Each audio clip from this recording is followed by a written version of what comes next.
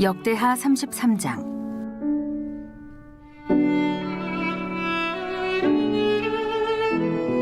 므낫세가 왕위에 오를 때에 나이가 12세라. 예루살렘에서 55년 동안 다스리며 여호와 보시기에 악을 행하여 여호와께서 이스라엘 자손 앞에서 쫓아내신 이방 사람들의 가증한 일을 본받아 그의 아버지 히스기야가 헐어버린 산당을 다시 세우며 바알들을 위하여 제단을 쌓으며 아세라 목상을 만들며 하늘의 모든 1월 성신을 경배하여 섬기며 여호와께서 전에 이르시기를 내가 내 이름을 예루살렘에 영원히 두리라 하신 여호와의 전에 제단들을 쌓고 또 여호와의 전 두 마당에 하늘의 1월 성신을 위하여 제단들을 쌓고 또 흰놈의 아들 골짜기에서 그의 아들들을 불 가운데로 지나가게 하며 또 점치며 사술과 요술을 행하며 신접한 자와 박수를 신임하여 여호와 보시기에 악을 많이 행하여 여호와를 진노하게 하였으며 또 자기가 만든 아로새긴 목상을 하나님의 전에 세웠더라. 옛적에 하나님이 이 성전에 대하여 다윗과 그의 아들 솔로몬에게 이르시기를 내가 이스라엘 모든 지파 중에서 택한 이 성전과 예루살렘에 내 이름을 영원히 둘지라. 만일 이스라엘 사람이 내가 명령한 일들 곧 모세를 통하여 전한 모든 율법과 율례와 규례를 지켜 행하면 내가 그들의 발로 다시는 그의 조상들에게 정하여 준 땅에서 옮기지 않게 하리라 하셨으나 유다와 예루살렘 주민이 므낫세의 꾀임을 받고 악을 행한 것이 여호와께서 이스라엘 자손 앞에서 멸하신 모든 나라보다 더욱 심하였더라. 여호와께서 므낫세와 그의 백성에게 이르셨으나 그들이 듣지 아니하므로 여호와께서 아수르 왕의 군대 지휘관들이 와서 치게 하심에 그들이 므낫세를 사로잡고 쇠사슬로 결박하여 바벨론으로 끌고 간지라. 그가 환난을 당하여 그의 하나님 여호와께 간구하고 그의 조상들의 하나님 앞에 크게 겸손하여 기도하였으므로 하나님이 그의 기도를 받으시며 그의 간구를 들으시사 그가 예루살렘에 돌아와서 다시 왕위에 앉게 하심에 므낫세가 그제서야 여호와께서 하나님이신 줄을 알았더라. 그 후에 다윗 성박 기혼 서쪽 골짜기 안에 외성을 쌓되 어문 어귀까지 이르러 오벨을 둘러 매우 높이 쌓고 또 유다 모든 견고한 성읍에 군대 지휘관을 두며 이방 신들과 여호와의 전의 우상을 제거하며 여호와의 전을 건축한 사내와 예루살렘에 쌓은 모든 제단들을 다 성 밖에 던지고 여호와의 제단을 보수하고 화목제와 감사제를 그 제단 위에 드리고 유다를 명령하여 이스라엘 하나님 여호와를 섬기라 하매 백성이 그의 하나님 여호와께만 제사를 드렸으나 아직도 산당에서 제사를 드렸더라. 므낫세의 남은 사적과 그가 하나님께 한 기도와 선견자가 이스라엘 하나님 여호와의 이름으로 권한 말씀은 모두 이스라엘 왕들의 행장에 기록되었고 또 그의 기도와 그의 기도를 들으신 것과 그의 모든 죄와 허물과 겸손하기 전에 산당을 세운 곳과 아세라 목상과 우상을 세운 곳들이 다 호세의 사기에 기록되니라. 므낫세가 그의 열조와 함께 누움에 그의 궁에 장사되고 그의 아들 아몬이 대신하여 왕이 되니라. 아몬이 왕위에 오를 때에 나이가 22세라. 예루살렘에서 2년 동안 다스리며 그의 아버지 므낫세의 행함같이 여호와 보시기에 악을 행하여 아몬이 그의 아버지 므낫세가 만든 아로새긴 모든 우상에게 제사하여 섬겼으며 이 아몬이 그의 아버지 므낫세가 스스로 겸손함같이 여호와 앞에서 스스로 겸손하지 아니하고 더욱 범죄하더니 그의 신하가 반역하여 왕을 궁중에서 죽이매 백성들이 아몬 왕을 반역한 사람들을 다 죽이고 그의 아들 요시야를 대신하여 왕으로 삼으니라. 오늘도 이런 새벽 미명 하나님 말씀, 하나님의 소리를 듣기 위하여 하나님 품에 나오신 여러분 모두를 축복하고 또 환영합니다. 영상을 통해서 함께하는 이들도 하나님의 은혜와 축복이 함께하시길 바랍니다. 오늘 역대하 33장 말씀인데 히스기야의 아들 므낫세에 관한 그런 일대기가 기록되어 있는 그런 말씀입니다. 므낫세라고 하는 인물, 참 안타까운 기록이 이곳에 나오고 있는 것을 보게 되는데, 우리가 묵상했던 것처럼 히스기야 대단한 사람이었죠. 그러나 안타깝게도 그의 아들 므낫세는 그의 아버지 히스기야의 길을 걸어가지 않아요. 정반대의 길을 걸어가고 있는 것을 보게 돼요. 아버지가 세운 것을 다 무너뜨립니다. 그리고 아버지가 무너뜨린 것을 다시 또 세웁니다. 아버지와는 정반대의 길을 걸어가는 아들, 바로 므낫세라고 하는 인물이다라고 하는 사실이에요. 그래서 그 안타까운 기록이 2절로 7절에 이렇게 나오는데, 우리 2절로 7절 다시 한번 함께 봉독하며 나갑니다. 여호와 보시기에 악을 행하여 여호와께서 이스라엘 자손 앞에서 쫓아내신 이방 사람들의 가증한 일을 본받아 그의 아버지 히스기야가 헐어버린 산당을 다시 세우며 바알들을 위하여 제단을 쌓으며 아세라 목상을 만들며 하늘의 모든 일월 성신을 경배하여 섬기며 여호와께서 전에 이르시기를 내가 내 이름을 예루살렘에 영원히 두리라 하신 여호와의 전에 제단들을 쌓고 또 여호와의 전 두 마당에 하늘의 일월 성신을 위하여 제단을 쌓고 또 흰놈의 아들 골짜기에서 그의 아들들을 불 가운데 지나게 하며 또 점치는 사슬과 요술을 행하며 신접한 자와 박수를 신임하여 여호와 보시기에 악을 많이 행하여 여호와를 진노하게 하였으며 또 자기가 만든 아로새긴 목상을 하나님의 전에 세웠더라. 옛적에 하나님이 이 성전에 대하여 다윗과 그의 아들 솔로몬에게 이르시기를 내가 이스라엘 모든 지파 중에서 택한 이 성전과 예루살렘에 내 이름을 영원히 둘지라. 아멘. 참 안타까운 기록이죠.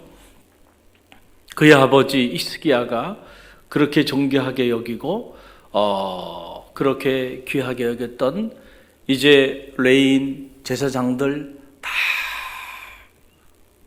내치고, 그리고 각종 이방 신상들을, 바알과 아세라 목상과 각종 가증한 이방 신상들을 하나님의 거룩한 성전에 세우고 여호와의 거룩한 성전을 그런 이방 우상들을 섬기는 제단으로 바꿔버려요.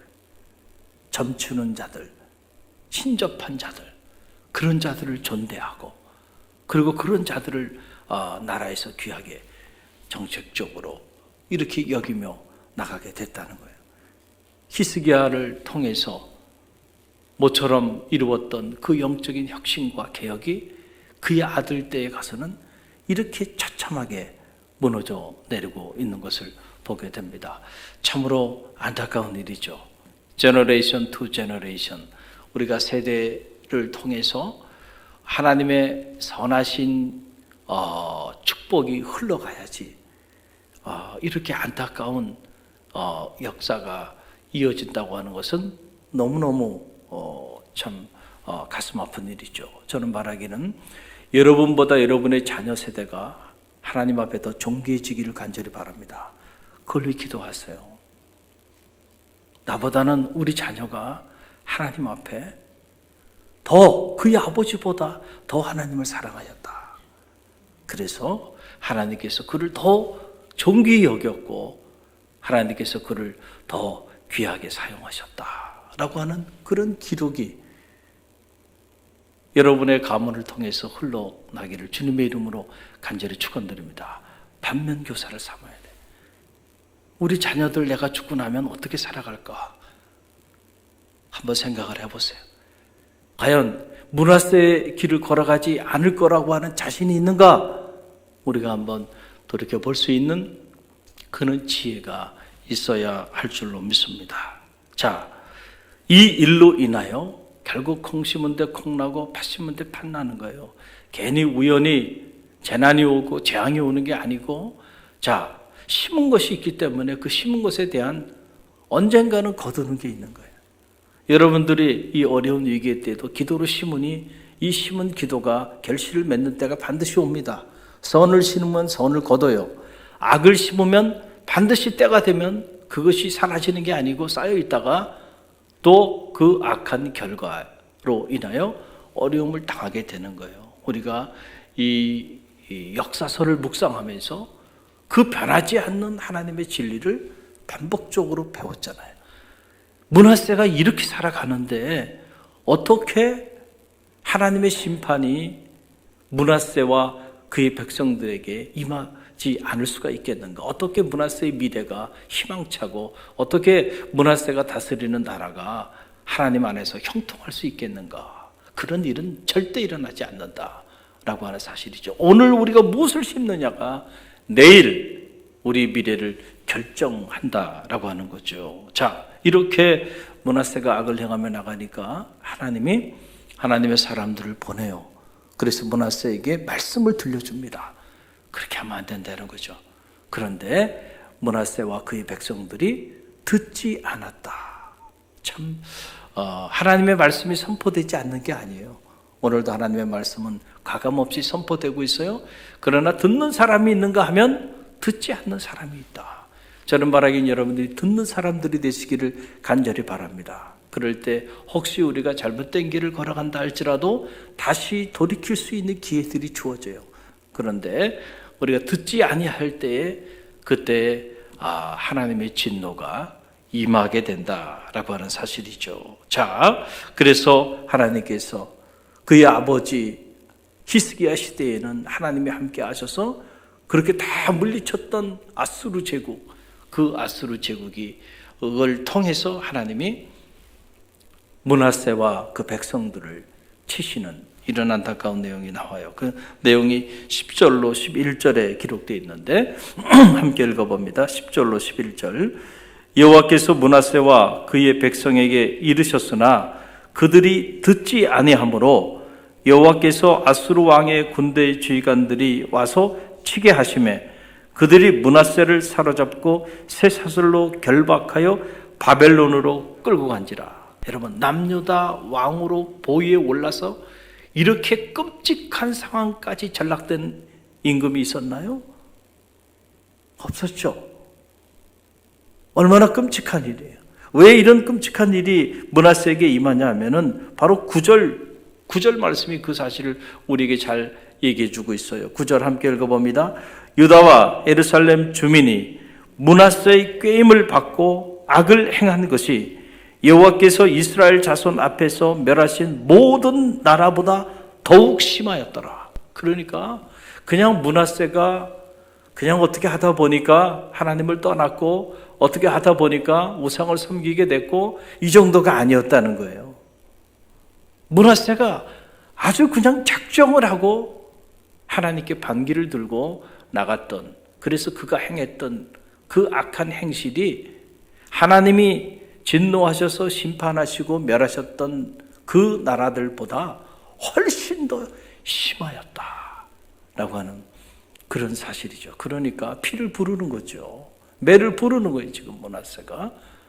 그래서 하나님께서 그를 치시기 시작했는데 잘 나갈 줄 알았죠. 자기 힘으로 잘 살 줄 알았죠.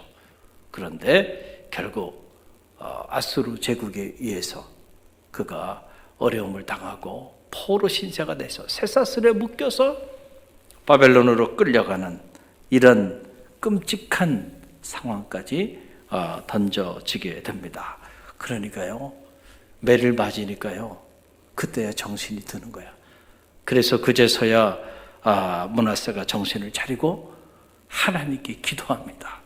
므낫세가 하나님께 기도했다는 말은 그 이전에는 어느 기록에도 나오지 않아요. 그런데 바로 이 대목에서 나오는 거죠.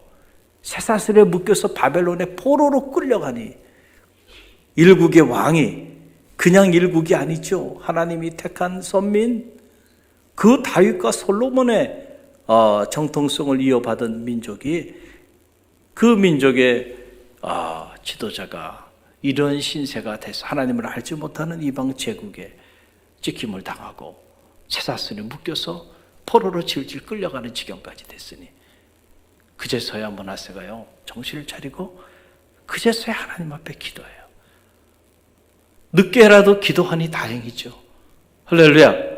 그 하나님 앞에 살려달라는 거죠. 그래서 그가 기록에 보니까 하나님 앞에 철저히 자기를 겸손히 낮추었다. 그리고 그때서야 여호와께서 하나님이신 줄을 알게 됐다. 고난이 주는 유익이에요, 이게. 고난 당하기 전에는 그릇 행했던 거야. 그런데 고난 당하고 보니까 주의 율례를 배우게 되었노라 고백했던 다윗의 고백처럼 므낫세도 이러한 고난을 통해서 그가 교만했던 그의 마음이 겸손해지고 하나님을 알지 못하고 그렇게 살았던 그가 여호와께서 하나님이심을 그제야 알게 되었다. 그래서 그 기록이 12절로 13절에 나와요. 우리 함께 읽어봅니다. 그가 환난을 당하여 그의 하나님 여호와께 간구하고 그의 조상들의 하나님 앞에 크게 겸손하여 기도하였으므로 하나님이 그의 기도를 받으시며 그의 간구를 들으시사 그가 예루살렘에서 돌아와서 다시 왕위에 앉게 하심에 므낫세가 그제서야 여호와께서 하나님이신 줄을 알았더라. 아멘.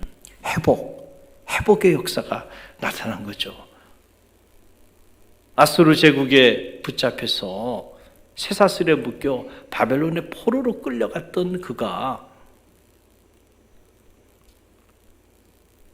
그 고난의 인생의 밑바닥에서 그 절대 절망의 자리에서 그가 하나님께 무릎을 꿇고 기도한 거예요.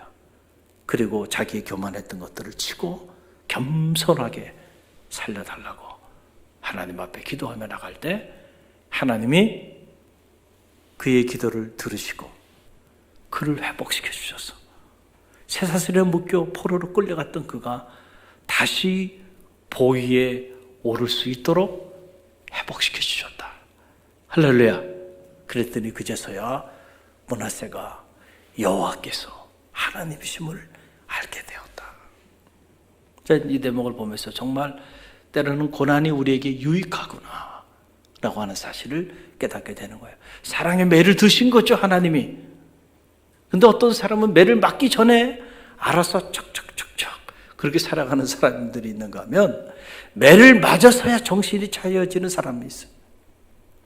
그리고 어떤 사람들은 매를 맞아도 정신을 못 차리는 사람들이 있어요. 희망이 없는 사람들, 그런 사람들은. 그래도 므낫세는 매를 맞고서야 정신이 바짝 든 거예요. 그래서 그제서야 하나님 앞에 무릎을 꿇고 기도하며 자기를 낮추고 그리고 하나님의 도우심을 구하며 참여하며 나갈 때 하나님이 그를 회복시켜 주셨다. 할렐루야. 우리는 다 므낫세 같아서 그릇 행하여 각기 제 길로 갔던 사람들이죠. 그러나 하나님의 음성을 들려줄 때에 그 음성을 들을 수 있는 영성이 있길 바랍니다. 그 음성을 듣지 못할 때 우리는 매를 피해갈 길이 없어요. 그 매를 맞게 되면 그래도 므낫세처럼 돌이킬 수 있는 지혜가 있기를 간절히 바랍니다. 매를 맞으면서도 가정에서도 매를 맞고 내 인생에도 매를 맞고 나라와 민족이 매를 맞고 있는데도 정신을 차리지 못하고 있다고 한다면 그건 희망이 없는 거예요. 그건 하나님도 어떻게 할 재간이 없는 거예요. 므낫세는요 매를 맞고 그제서야 돌아왔어요. 그래서 므낫세에게 있어서 이 고난이 유익했던 거예요. 그래서 므낫세의 인생의 후반전을 보면요 므낫세가 자기 아버지 히스기야가 했던 대로 합니다. 그래서 자기가 세웠던 모든 이방 신상들을 다 제거하고 여호와의 성전을 보수하고 그리고 화목제사와 감사제사를 여호와께 드리라고 온 백성들에게 병하고요. 그가 아주 경건한 사람으로 그렇게 변화됩니다. 그래서 므낫세는 그의 인생의 초반전은 하나님을 떠난 저 북왕국 이스라엘의 열왕들처럼 그 길을 걸어갔던 사람이에요. 그래서 큰 고난을 당하고 쇠사슬에 묶여 포로로 끌려가는 그런 끔찍한 일들을 당했지만 그의 인생의 후반전은 영화로웠고 존귀했습니다. 왜냐하면 그는 그 고난을 통해서 하나님을 만났어요. 할렐루야. 여호와께서 하나님이신 줄을 그제서야 깨닫게 됐기 때문에, 그런 면에서 보면 때로 고난이 우리에게 유익해요. 하나님은 고난을 통해서도 일하시는 분이세요. 여러분 믿습니까? 이 믿음이 여러분 가운데 있기를 바랍니다. 그래서 성도는 고난 속에서도 감사할 수 있어야 돼. 재앙 속에서도 감사할 수 있어야 돼. 왜냐하면 이런 고난과 재앙도 하나님의 거룩한 섭리 안에서 이루어지고 있기 때문에 그렇다라고 하는 그런 사실이죠. 문하세가 그 사실을 깨달은 거예요. 불평하고 원망하면서 나간 게 아니고 하나님께 돌아오는 계기로 삼았다는 거예요. 그럴 때 오히려 그것이 전화위복의 계기가 돼서 그의 인생의 후반전은 영화로웠다라고 하는 그런 기록입니다. 오늘 이 말씀 붙잡고 우리가 기도하며 나갑니다. 특별히 전 세계적으로 매를 맞고 있는데 이때가 기회가 돼서 하나님 품으로 온 인류가 겸손히 돌아오는 그런 선한 기회가 되고, 이 땅의 교회들과 주의 종과 그리고 성도들이 이제는 정신 차리고 겸손히 자기를 낮추고 하나님 품으로 돌아오는 그런 전화위복의 계기가 되어줄 수 있도록 여러분들이 기도하는 성도들 되시기를